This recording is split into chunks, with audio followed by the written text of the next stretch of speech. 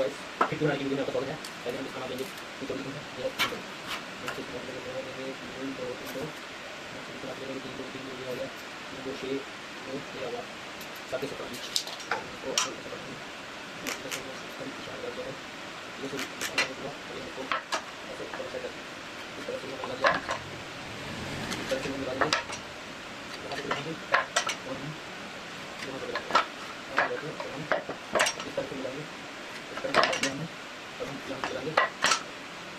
यहाँ से मिलाएंगे यहाँ से मिलाएंगे फिर इसको काट देंगे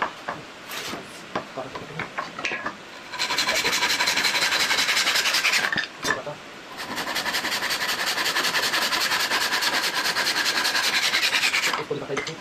दूसरी तरफ से कैसे करेंगे निकाल दीजिए इस तरह से काटेंगे इस तरह से काट लिया अभी इसको लगाएंगे इस तरह से निशान ये करेंगे इस तरह से निशान मेरी इस तरह से ले अभी इसको काटेंगे